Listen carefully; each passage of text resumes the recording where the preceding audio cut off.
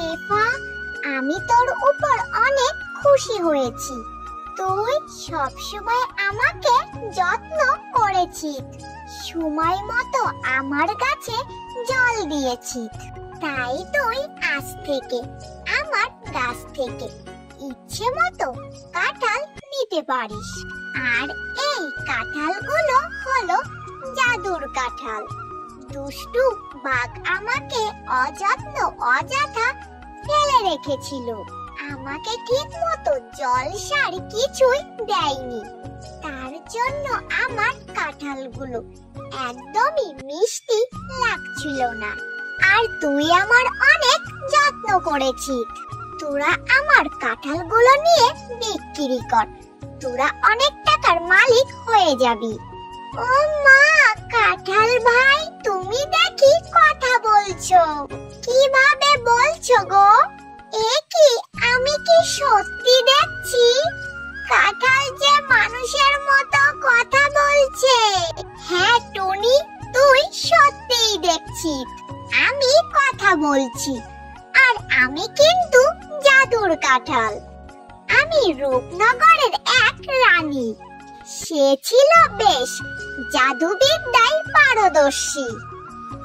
আর সেখানে আমার ছিল অনেক শত্রু, যাদের কাছ থেকে বাঁচার জন্য আমি তোর এই কাঁঠালের মধ্যে এসে আশ্রয় নিয়েছি। ও মা, রানীমা, আপনি কাঁঠালের মধ্যে কি করেন? এই গাছটা তো বাঘ মামার ছিল। এই কাঁঠালগুলো নাকি বড্ড টক লাগে, তাই বাঘ মামা এই গাছটি কেটে ফেলতে বলেছিল। কিন্তু আমি গাছটি কাটিনি, প্রতিদিন গাছে জল দিয়েছি আর সার দিয়েছি। হ্যাঁ রে টুনি, আমি তোর যত্নে বড্ড খুশি হয়েছি। কিন্তু আমি তোর এই কাঁঠাল থেকে বের হতে পারবো না, কারণ আমি বের হলেই আমার শত্রুরা আমাকে মেরে ফেলবে। ওরা আমার স্বামী, আমার ছেলে মেয়েকে সবাইকে মেরে ফেলেছে। তাই আমি এই গাছ থেকে বের হতে পারবো না। ঠিক আছে রানীমা, আমার ওই যে ছোট্ট একটি কুঁড়ে ঘর, আপনি এই কাঁঠালের মধ্যে থাকতে পারেন। আপনার কোনো অসুবিধা হবে না। যদি কোনো সমস্যায় পড়েন, আপনি অবশ্যই আমাকে বলবেন। আমি আমার স্বামীকে ডাক দিই। ওগো, কোথায় গেলে? একবার এদিকে এসো না। এসে দেখো কি কাণ্ড হয়ে গেছে। কি হলো গিন্নি, এমন করে চিৎকার করছো কেন? বাড়িটা তো পুরো মাথায় উঠিয়ে ফেলেছো। কি এমন ঘটেছে শুনি, বলো তো। শোনো, বাঘ মামার সাথে আজকে দেখা হয়েছিল। তার যে মোটা কাঁঠাল গাছটা আছে, সেই গাছে যে কাঁঠাল ধরেছে, সেইগুলো শুদ্ধ কাঁঠাল গাছটা কেটে ফেলতে বলেছে। আমি বলেছি কাঁঠাল গাছটা আমাদেরকে দিয়ে দিতে, আমরাই না হয় কাঁঠাল গাছটার যত্ন করব। কি বলো গিন্নি, ভালো বলেছি না আমি? গাছ কাটা এমনিতেই ভালো না, যেটা পরিবেশের জন্য ক্ষতিকর। তাই আমি তাকে বলেছি গাছটা আমার কাছে বিক্রি করে দিতে। হ্যাঁ হ্যাঁ, তুমি বেশ ভালোই বলেছো। তবে তুমি দেখো কি কাণ্ড ঘটেছে কাঁঠাল গাছের সাথে। আমি তোমাদের দুজনের কথাই বেশ সন্তুষ্ট হয়েছি আর খুশি হয়েছি। টুনি, তুই তোর বরকে এই গাছ থেকে কাঁঠাল নিয়ে বাজারে বিক্রি করতে বল। দেখবি অনেক টাকা লাভ হবে তোদের। এক্ষুনি যা বাজারে কাঁঠালগুলো নিয়ে।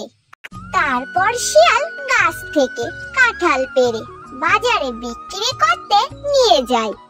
আসলেই আমার গরিবের ভাগ্যে, এই গরিবের ভাগ্যে কি করেছে রানী ওই কাঁঠাল গাছের মাঝে এসে লুকালো? কে জানে বাবা। এই টুনি, এই এদিকে তাকা।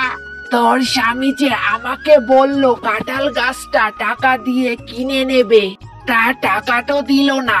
আজকে দেখলুম বাজারে কাঁঠাল বিক্রি করছে।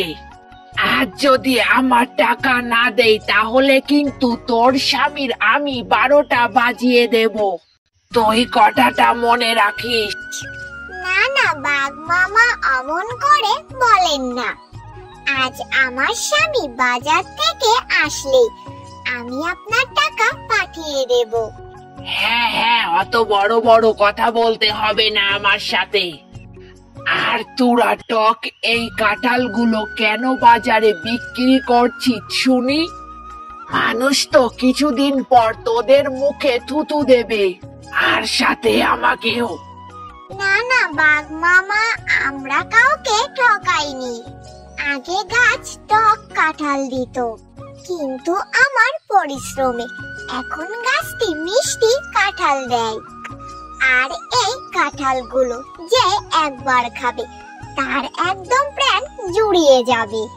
আমি নিয়মিত কাঁঠাল গাছে সবকিছুই দিতাম, তাই এখন গাছটি ভালো করে ফল দেয়। ঠিক আছে, দিলে তো ভালোই। আমি এখন যাই রে টুনি।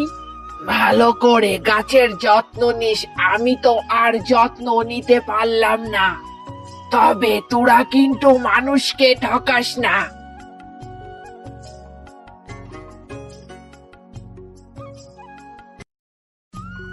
আমরা কখনোই মানুষকে ঠকাবো না। আর মিচকে বাড়ি ফিরলেই দেখা যাবে।